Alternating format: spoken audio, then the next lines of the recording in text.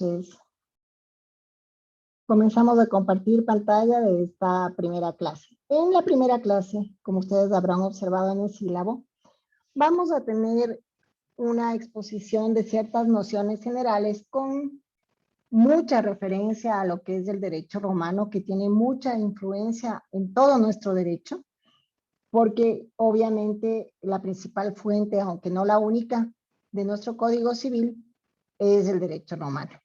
Entonces, iniciamos con esta frase, que es interesante porque marcó, digamos, el derecho romano de la antigüedad. ¿Y qué indicaba esta frase? Cum omnium causa omne jus constitutum sit.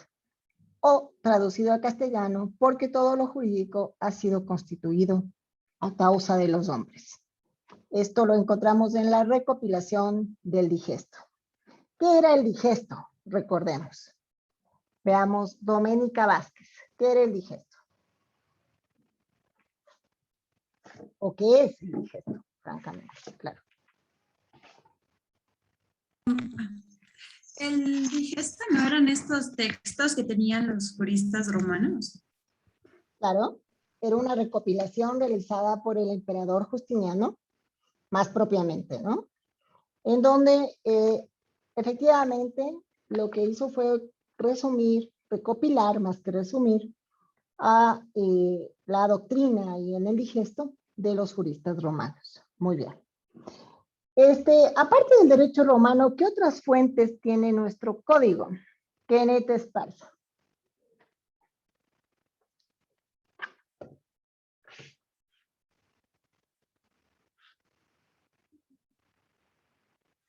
Kenneth Esparza. Perdón, profe, que me preguntó, disculpe. Aparte del derecho romano, ¿qué otras fuentes tiene nuestro código civil? Aparte del derecho romano.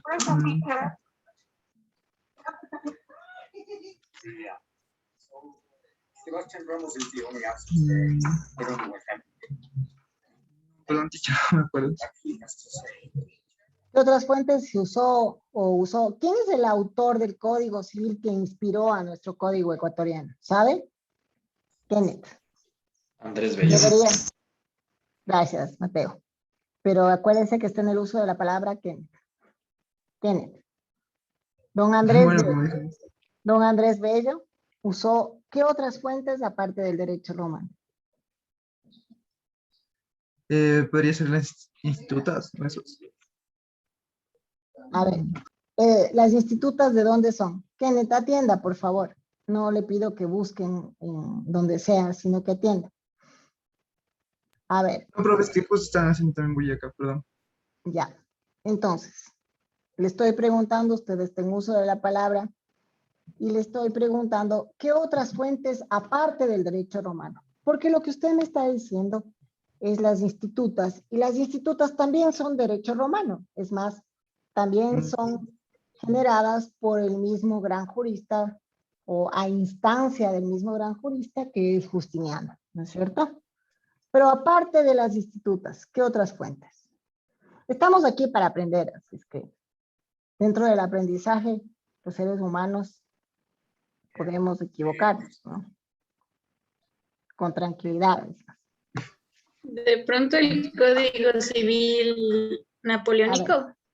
Vamos en orden, sí. ¿Quiénes no sabe? No, Desconoce. ¿Quién intervenía y me decía el Código Civil napoleónico? ¿Quién fue? ¿Quién? Dayana. Yo, Dayana. Sí, Dayana. A ver, el Código Civil napoleónico, correcto. ¿Qué otra fuente usó don Andrés Bello aparte del Código Civil napoleónico? Puede ser el greco-latino. Estamos hablando del derecho romano al hablar del greco-latino. ¿Por qué? Obviamente, greco-latino, Grecia la verdad no generó una fuente de derecho a la que podamos referirnos. Más bien fueron los romanos los que desarrollaron el derecho a partir de su conquista de Grecia, ¿cierto?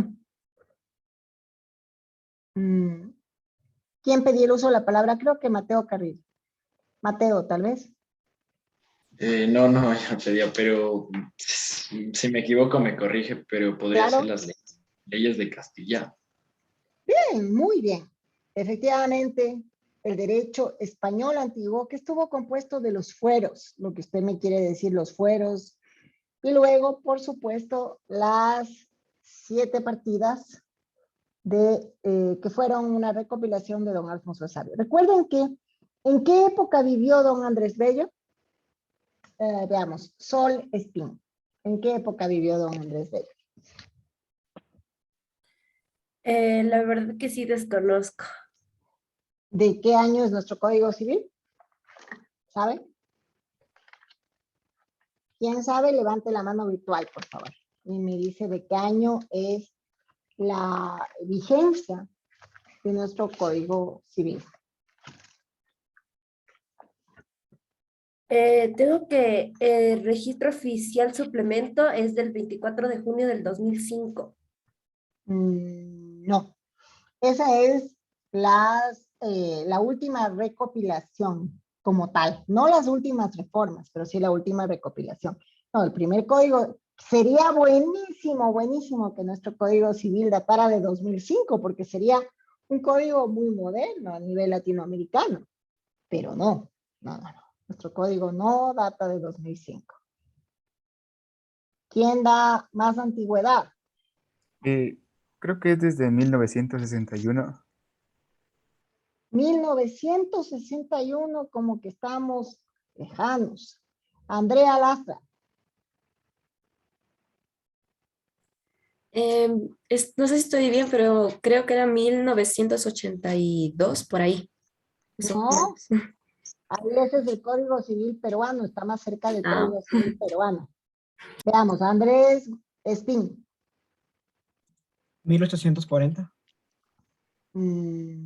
Usted sí es el que más cercano va a llegar, pero se pasó, ya fue mucho más atrás. Es decir, se encargó y claro, terminada, ustedes saben que la República inicia ¿en qué año? La República del Ecuador, ¿en qué año inicia? Lady Oña, ¿en qué año inicia la República del Ecuador? 1830.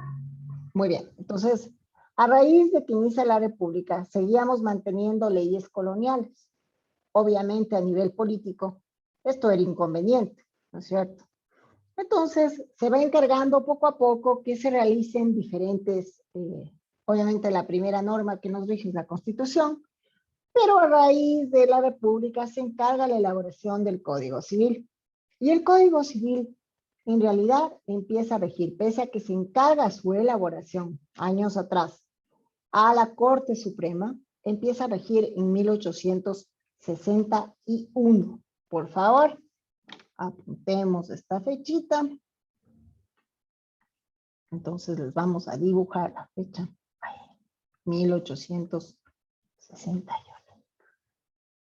Desde entonces, lo que se ha hecho es ciertas reformas, recopilaciones, como la que nos mencionó Sol, pero no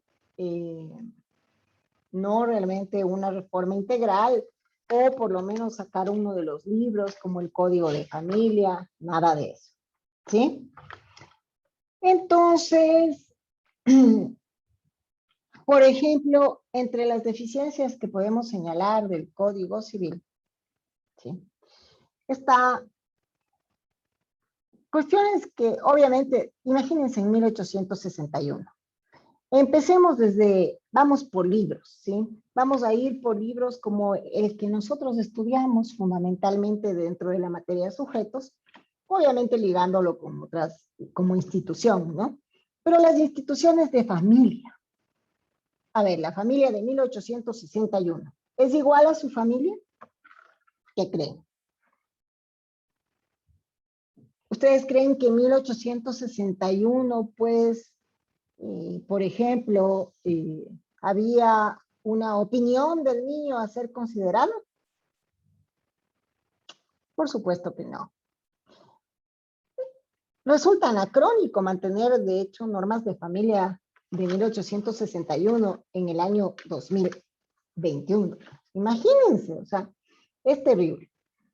Pero es aún más terrible si nos ponemos a analizar, justamente estoy dictando a los años un curso en la Andina. Acepté porque es por Zoom, entonces tenía más tiempito. Y ahí algo que analizamos es que efectivamente, imagínense lo que es mantener unas normas de familia sin especialización, sin un código de familia dentro de un código de 1861. Es grave, ¿no es cierto? Pero además, algo más grave. Chile, por ejemplo, que es el país en el cual se emitió el código original, ¿es igual a Ecuador? La respuesta es no. Es más, es un poco vergonzoso contar esta anécdota, pero ustedes la pueden revisar en Historia del Derecho, por ejemplo, de Ricardo Rabinovich, está relatado también. Andrés F. Córdoba relata que a la Corte Suprema se le encarga por el Congreso Nacional, equivalente a lo que hoy llamaríamos asamblea, la elaboración del Código Civil. Después de unos años de trabajo, ¿no? Entonces imaginémonos el escenario, escuchan hablar del don Andrés Bello y su magnífica codificación.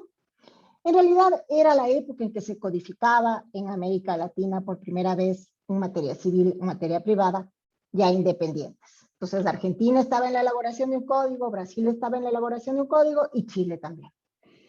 Por A, B o Z, entonces los legisladores del Ecuador de ese entonces dicen, vamos a hacer venir por barco, obviamente, ubíquense en 1861, o era burro o era barco, entonces obviamente era barco, vamos a hacer venir por barco unos ejemplares de los códigos latinoamericanos y les llega el Código Civil chileno a las manos, ¿sí? Examinan el Código Civil chileno y ya tenían redactados 858 artículos. Y de pronto indican, ¿sí?, al Congreso, ¿no?, que han decidido adoptar el Código Civil chileno. Y con una carta que es anecdótica para lo que realmente somos los ecuatorianos, indica: la Corte Suprema del Ecuador, que no abriga ni vanidad ni orgullo, ha decidido abandonar su proyecto y adoptar, ¿sí?, entonces ustedes se lee adoptar, pero póngalo, copiar el Código Civil chileno. Y así hemos continuado con este código de una sociedad que obviamente es similar, que tal vez era mucho más similar por ser capitanía, igual que nosotros al inicio, por ser, por no ser virreinato, sino ser real audiencia, qué sé yo, mucho más similar que otras sociedades quizás en esa época, pero fíjense que llegamos a copiar un código que hasta ahora lo tenemos vigente. Y fíjense que Chile, y esto es lo que estamos examinando, o lo que vimos pues con los alumnos de la maestría el fin de semana, Chile tiene el divorcio por mutuo recién en la era del 2000. En cambio nosotros tuvimos el divorcio por mutuo en 1910. Entonces es obvio que las falencias del Código Civil, aparte de su anacronismo, es el no haber sido diseñado para la sociedad ecuatoriana, que también es pluricultural, quizás con una pluriculturalidad y plurinacionalidad mucho más evidente que el Código Civil chileno, ¿no es cierto? Que la sociedad de Chile, y por ende para legislar el Código chileno. Entonces, don Andrés Bello elige estas tres fuentes, señor Esparza. Elige el derecho romano, elige el Código Civil francés como principales fuentes, y elige también el derecho castellano con las leyes de Indias, de las cuales, pues, entre las cuales ya se había hecho por las leyes, las partidas de don Alfonso Sabio, se había recopilado los fueros, ¿sí? Y esto es lo que nos hereda, pues, como Código Civil, ¿sí? 1861. Entonces, importante. Luego, dentro de la normativa del Código Civil, pues, obviamente, rige como mayor fuente el derecho romano. Y esto hace que, si ustedes me preguntan ya desde una perspectiva que obviamente podría ser una relectura no objetiva del Código Civil, viene a ser que la visión era totalmente antropocéntrica, ¿sí? Si ustedes quieren hacer una lectura desde este tipo de lo que es la materia de sujetos. Pero no hay que tomar, y en esto es importante en el estudio de toda institución del derecho, no hay que mirar al derecho que viene como antecesor con una mirada moderna, porque eso es imposible, ¿sí? Hay que mirarlo dentro de su contexto. Sin embargo, es evidente, pues, que dentro de esta frase hay algo que tenemos que rescatar y es la importancia de los sujetos en el derecho, en la relación jurídica. ¿Sí? Que eso es lo que es importante en el análisis de lo que es la materia, por supuesto, como introducción, para hacerlo dentro de un contexto moderno, sin hacer una relectura falaz de lo que realmente fue el Código Civil y las normas del Código Civil en materia de sujetos y de personas propiamente dicho. Y aquí volvemos a revisar algo elemental, o nos miramos hacia, volteamos la mirada hacia algo elemental, una noción elemental, que es la etimología de persona. Para poderlo distinguir al término, pues, de sujeto. ¿Qué era persona? Y aquí viene esta referencia greco-latina que me hacían. Persona proviene del vocablo etimológicamente. En su origen etimológico proviene del vocablo latín persone, que es equivalente al griego prósopo. Como ustedes ven, tenemos aquí dos máscaras, ¿sí? Que son ahora los símbolos de ¿qué? Los símbolos de el teatro. Esta máscara, este vocablo, hace referencia a la máscara. El símbolo del teatro está referido o representado por dos máscaras, una de tragedia y una de comedia, que fueron los dos principales géneros del teatro en sus orígenes. Entonces, ¿por qué se les ocurriría a ustedes, claro, poner un término, algo que fue y que sigue siendo, porque el ser humano es el eje y centro del derecho? Eso lo dice Carlos Fernández de Sarero, ¿sí? Somos el eje y centro del derecho, ciertamente. Nosotros legislamos. Ahora, hay que sí abandonar la visión de que solo legislemos para el sujeto, ser humano. Pero volviendo al tema, ¿por qué elegiríamos un término persona para algo jurídico? ¿Por qué los romanos eligieron esto? Entonces, ¿saben? Alcen la mano, por favor, y quien quiera intervenir. Quien haya leído, escuchado. Recuerden que aquí estamos para equivocarnos. En general, en la vida, estamos para equivocarnos y poder aprender, ¿sí? No me digan que aprendieron a caminar de una, no se tropezaron y se cayeron cuando eran chiquitos. Entonces, este es el camino que tenemos que realizar. A ver, Sebastián Arboleda, por favor. Yo creo, no sé si estoy correctamente bien, pero pienso que era para diferenciar a una persona que era sujeta del derecho y de una esclava, por decirlo así, que le tomaban como un bien. Entonces, yo me imagino que para eso le usaban el término persona, los que tenían derechos y los que no. Sí, efectivamente, los romanos tuvieron algo interesante dentro de esto, y es que en la categoría personas, lo que usted acaba de mencionar, no se incluían a los esclavos, no, eran objetos. Entonces, el término para designar a un objeto en Roma, ¿saben cuál fue? Fue sí, a una cosa. Exactamente, res. ¿Sí? Y claro, res se opone, por supuesto, a persona. Pero más allá de eso, ¿por qué tomarían del teatro? En primer lugar, los teatros romanos eran inmensos, ¿no?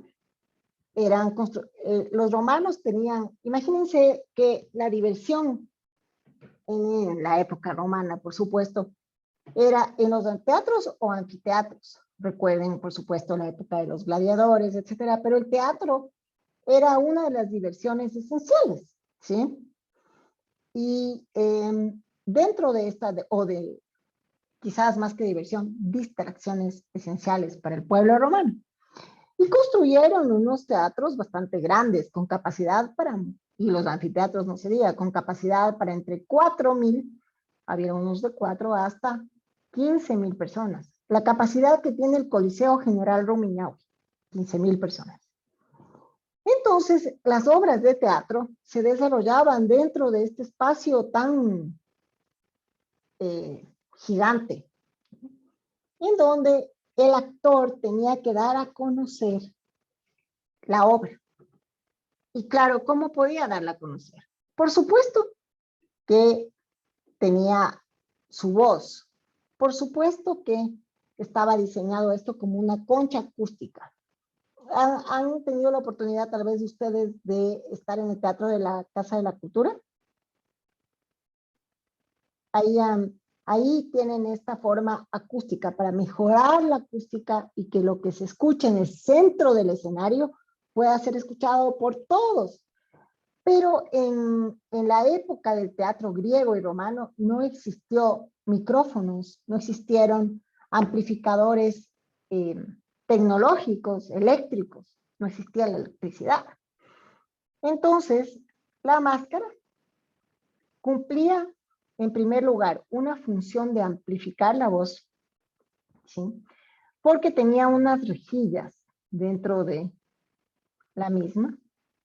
Entonces, esto hacía que podría, de alguna manera, amplificar la voz. Pero además, la máscara iba de acuerdo con el rol, es decir, con el papel que jugaba el actor o actriz dentro del teatro.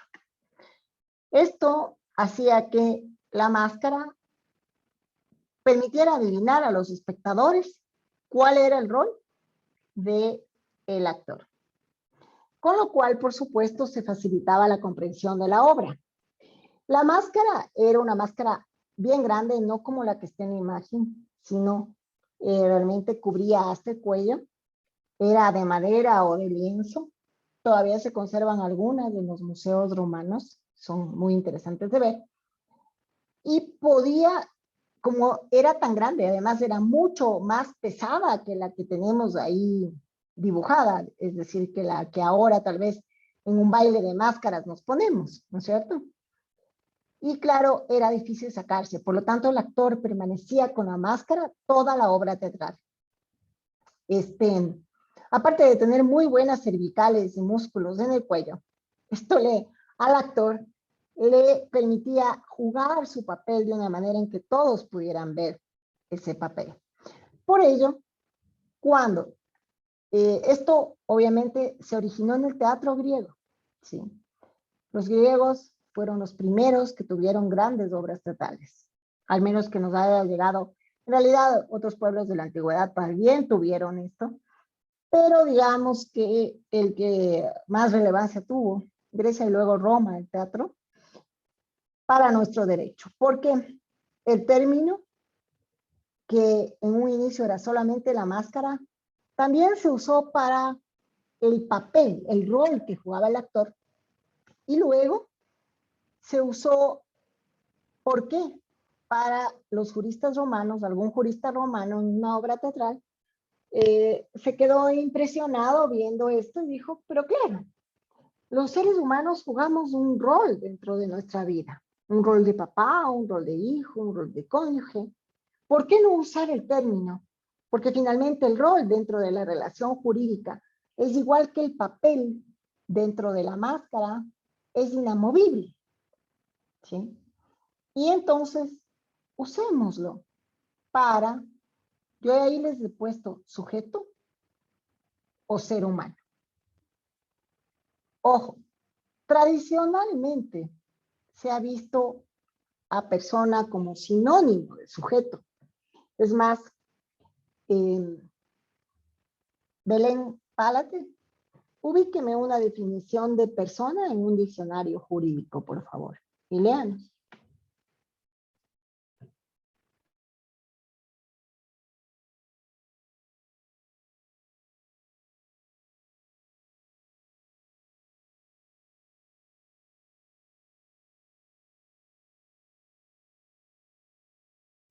Quien ubique primero, levante la mano, por favor.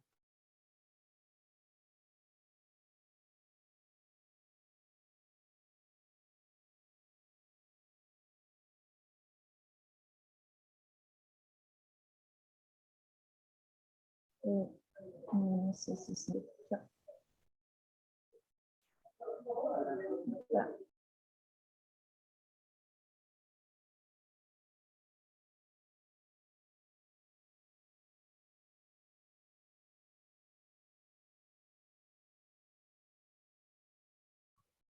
Profe, está silenciado. Sí, ay, perdón. ¿Ya tiene la mano? ¿Ya tiene a mano? Belén. Si no, Yajaira, por favor, la primera que alzó la mano. Ya veo. Dice, filosóficamente, sustancia individual de naturaleza racional. Naturaleza humana encarnada en un individuo. Ser humano capaz de derechos y obligaciones. El sujeto del derecho. Cualquier hombre o mujer. Más indefinidamente se refiere a esta o aquel cuando se ignora el hombre o no se quiere mencionar. Hombre de gran capacidad u otras notables prendas. Personaje. Quien desempeña importantes funciones en la vida pública. Bueno, hasta ahí, ¿no es cierto? Porque de persona deriva la palabra personaje. Pero como usted ve, jurídicamente es equiparable el término a sujeto.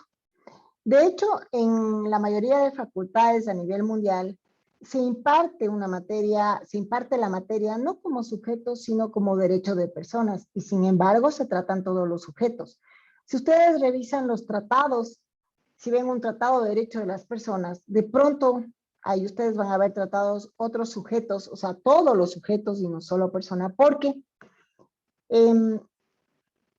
hasta bien avanzado el siglo XX, se consideraba que necesariamente sujeto y persona son sinónimos, ¿sí? Pero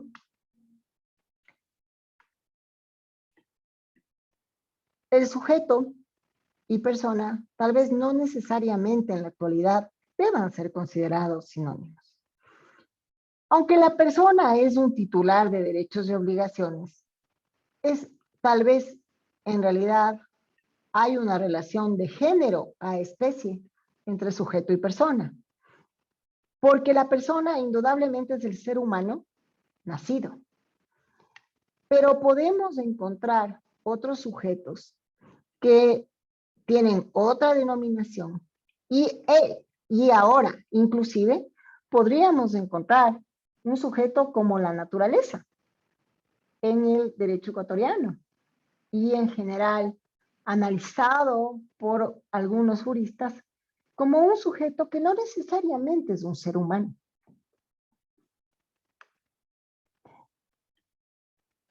Para Carlos Fernández Cesarego, siempre está presente el ser humano, y aunque existe una diferencia, esta diferencia es más de forma o técnico-conceptual que de fondo.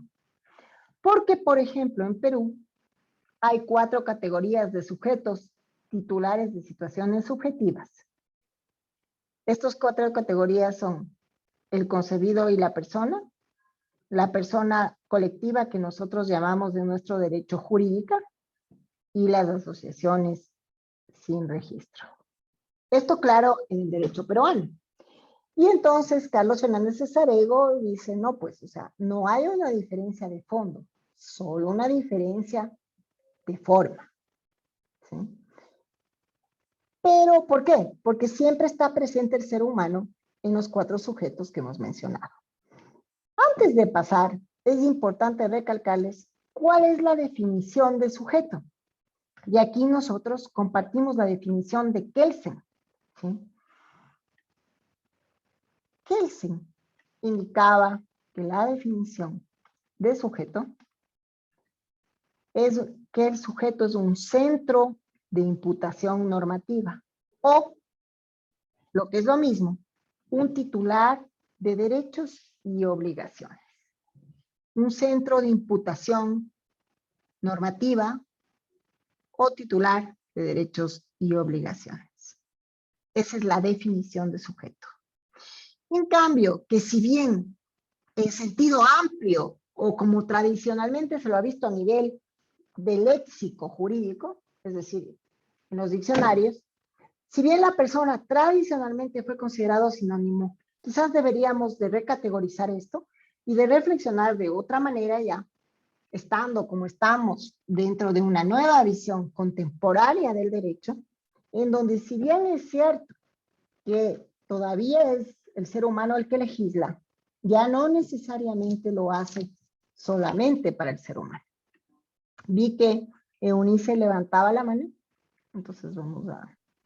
Sí, profe, mi pregunta era como que, o sea, la teoría como que nos dice es que los sujetos son titulares de deberes y obligaciones, pero también mencionaba que la naturaleza está empezando a ser dentro de eso. ¿Tendría que haber alguna excepción? Porque, o sea, ¿qué tipo de obligación tendría que tener la naturaleza en ese caso? O sea, ¿sería solamente de derechos? En la nueva teoría del derecho de sujetos contemporáneos, se identifica, por ejemplo, un sujeto protegido, como es el concebido, que si bien tiene obligaciones, nunca las va a poder ejercer por sí mismo, ni tampoco derechos, sino a través de su representante, como también es el caso de personas con capacidades especiales, ¿no es cierto? O justamente, sujetos como ciertos animales o la naturaleza, en los cuales las obligaciones no son las que nosotros los seres humanos consideramos que deben ser. Entonces, efectivamente, vamos a pasar a ver el por qué no necesariamente sujeto y persona son sinónimos. Entonces, recuerden, toda persona es sujeto. Eso estamos claros. Eso no hay duda. Eso es más, está hasta en el propio Código Civil de 1861, en el artículo 41 que nos va a leer Joan Paz, por favor. 41 del Código Civil.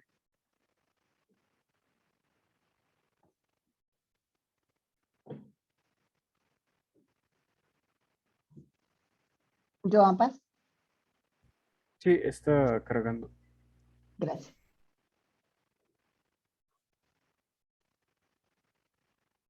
Le voy a poner la opción de compartir pantalla para que nos comparten pantalla, es más del artículo a todos. ¿Le parece? Claro, no hay problema. Ahí vamos a poner.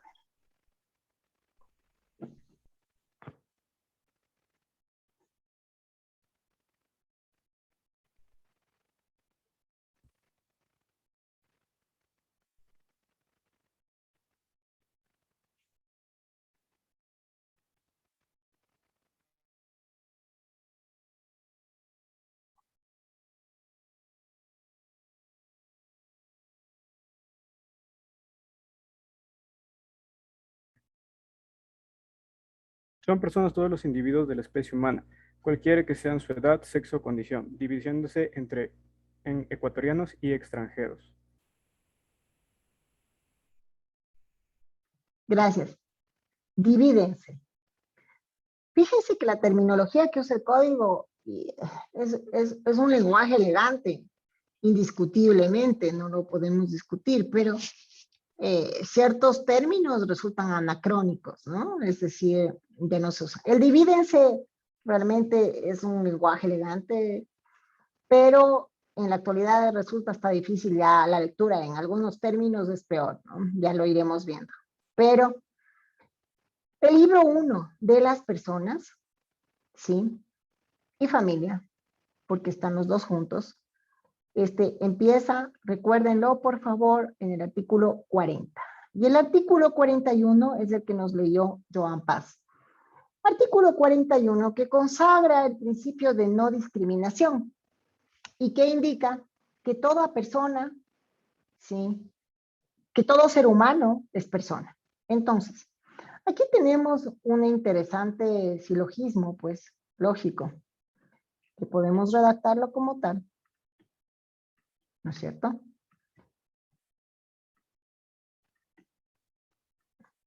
Entonces, tenemos todo ser humano es persona.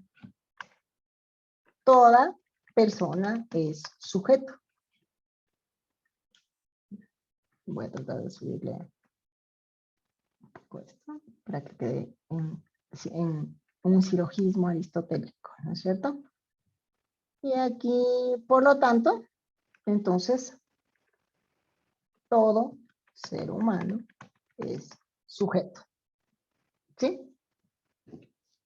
Básicamente, entonces, este silogismo lógico perfecto es además el principio de igualdad ante la ley. Ya nos vamos un poco más adelante en el artículo 41. Ese es el mérito del artículo 41, porque realmente no define lo que es la persona. Pero al menos nos indica que todo ser humano es persona. Algo que ya casi ningún pueblo del mundo lo pone en duda. ¿Sí? Entonces, recuerden, por favor, todo ser humano es persona, toda persona es sujeto y todo ser humano es sujeto. Lo cual no es igual a que todo sujeto sea humano. Eso ya no está dentro de este silogismo que acabamos de aprender. ¿Sí?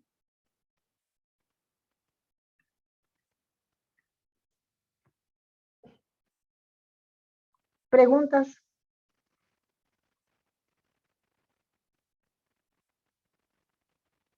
¿No? Bien, habrán visto dentro de la presentación. Tenemos una lectura inicial sobre este tema. ¿Sí? Sentido oculto de persona. Primera lectura en nociones preliminares de derecho civil. Son 2 pequeñas páginas que recibirán en el chat para que tengan como tarea autónoma para complementar la clase hasta el día martes que nos volvemos a ver con ustedes. ¿Sí? Bueno, si no hay preguntas, pues terminamos la clase. Dejamos.